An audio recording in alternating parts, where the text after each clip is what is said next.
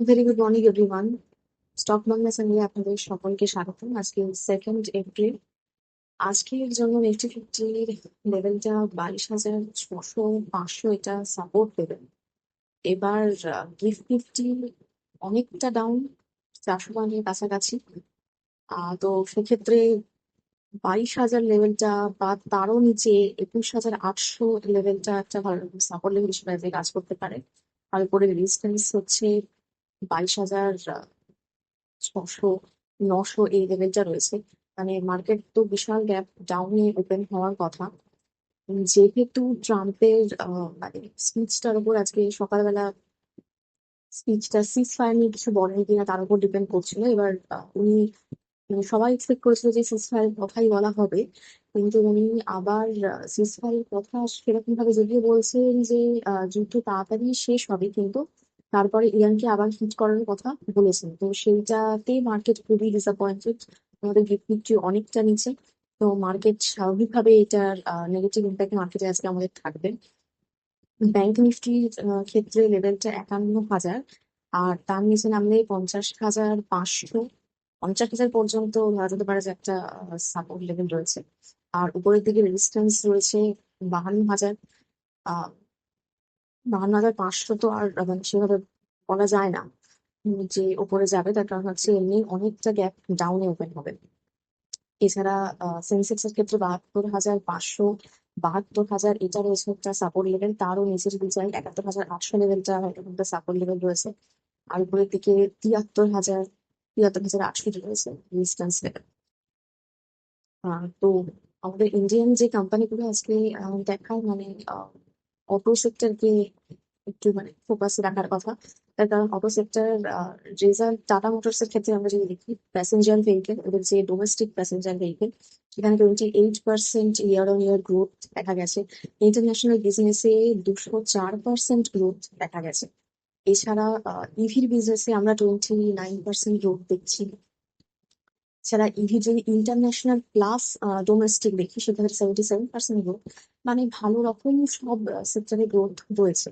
তো tata motors আজকে ফোকাসে থাকছে। মার্চ মান্থে তো গ্রোথ ভালো রয়েইছে, তার সাথে সাথে যদি আমরা ইয়ার অন ইয়ার দেখি সেক্ষেত্রেও মানে কোয়ার্টারলি দেখলে সেটাও গ্রোথ ভালো রয়েছে। শুধু কমার্শিয়াল ভেহিকেলের ক্ষেত্রে মানে কমার্শিয়াল ভেহিকেলের গ্রোথ যথেষ্ট ভালো। শুধুমাত্র আমরা ইন্টারন্যাশনাল বিজনেস যে কমার্শিয়াল ভেহিকেলের জন্য রয়েছে সেখানে একটু নেগেটিভ, 4% নেগেটিভ গ্রোথ দেখছি।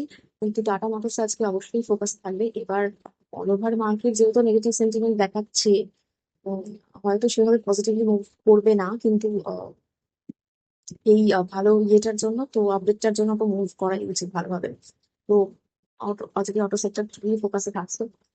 এছাড়া ইন্ডিয়া আর ইউকে যে ফ্রি ট্রেড এগ্রিমেন্টটা আমরা দেখছিলাম, সেক্ষেত্রে মের ফার্স্ট থেকে এটা মোটামুটি ইমপ্লিমেন্ট হওয়া স্টার্ট করবে, এবং তার জন্য আমরা রেঞ্জ রোভার স্পোর্টস যে এসপি তার প্রাইসটা কমতে দেখবো। এছাড়া মাহিন্দ্রার ক্ষেত্রে যদি দেখি, মার্চে সেল আমরা দেখছি 21% জাম্প করছে। মানে অটো সেক্টরের ওভারঅল সবেরই ইয়ে খুব ভালো। সেলস ডেটা যেগুলো আমরা দেখছি, মারুতি সুজুকির ক্ষেত্রে ডোমেস্টিক সেল আমরা দেখছি বেড়েছে 10.6%। মার্চ মাসে 1.69 লাখ ইউনিটস সেল হয়েছে। সেল ডেটা ভালো, তো আজকে অটো সেক্টর ফোকাসে থাকছে। এছাড়া শিপ বিল্ডিং এর যে স্টক গুলো রয়েছে, আগের দিন 15% মতো garden ship builder, Mazagaon dock ship builder, প্রথম শিপ বিল্ডার ডিল করতে দেখলাম। তো আজকেও ফোকাসে থাকছে যে কতটা কি মুভমেন্ট দেয় মার্কেটটার জন্য। এছাড়া হ্যাঁ, ইউএস এর কাস্টমস এজেন্সি যদি আমরা দেখি, মানে রিফান্ড করার জন্য, ট্যারিফের জন্য যে প্রবলেমটা হয়েছিল ইউএসএ, তো সেটা রিফান্ড করার জন্য বলা হয়েছে যে 45 ডেজ পর্যন্ত টাইম লাগতে পারে। তো সেটা একটা কেস চলছে ইউএসএ ট্যারিফের ব্যাপারে। বাদ বাকি যেহেতু মার্কেট কালকে একটুখানি হিন্টস ছিল যে সিজফায়ার হতে পারে, সেই জন্য মার্কেট বেশ ভালো মুভও কালকে দিয়েছে। গোল্ড আর সিলভারের পারফরমেন্সও ভালো ছিল। রুবি দেখা যাচ্ছে যে ডলারের এগেন্স্টে একটুখানি হলেও রিকভারি করেছে, 93.15, এমন কিছু ভালো নয়। কিন্তু তাতেও যেখানে 95 এর কাছাকাছি চলে গেছিল, সেখানে তো 92টা একটুখানি রিকভারি। তো সেক্ষেত্রে সেটা ভালো। এছাড়া পিভিআর আইনক্স, যে ধুরন্ধর মুভি যেটা এখন চলছে, বেশ ভালো রকম ইনকাম করছে, পিভিআর আইনক্স ফোকাসে রাখতে পারে।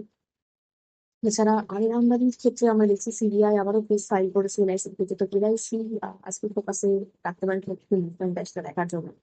টিভিএস মোটরস কোম্পানির ক্ষেত্রেও আমরা দেখছি যে ওদের সেল বেড়েছে 58.89 লাখ ইউনিট মতো সেল হয়েছে।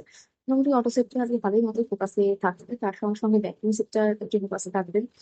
এছাড়া সিপিং এর যে স্টকগুলো রয়েছে সেগুলো ফোকাসে থাকছে। কিন্তু গ্লোবাল মার্কেট যদি আমরা দেখি আগের দিন কিছুটা পজিটিভ মুভমেন্ট দিল, যেহেতু সিজফায়ারের একটা সম্ভাবনা হতে পারে বলে। এবার যেহেতু সকালবেলা আজকে এরকম একটা আপডেট, প্লাস আমাদের গিভমিট এতটা নিচে, তো মার্কেটের সেন্টিমেন্ট পুরোটাই নেগেটিভে চলে গেছে আবার। তো গ্যাপ ডাউনে ওপেনিং তো হচ্ছে। এবার দেখা যাক যে আর কতটা নিচে নামে, মানে 22,000-এর লেভেলটাকে ক্রস করে 21,800 বা এই লেভেলটা নয় তাহলে সাপোর্ট থাকে, মানে কতটা কি নামে সেটা দেখার থাকবে। তো আমি আজকে ভিডিও এখানেই শেষ করছি। প্লিজ আমার এই ভিডিওকে ডিবেট করে কোনো ইনভেস্টমেন্ট করবেন না, আমি কোনো সেগুলো রেজিস্টার রিলিজ বা অ্যাডভাইজার নয়, শুধুমাত্র এডুকেশন পারপাসে ভিডিও করা। দেখা হচ্ছে নেক্সট।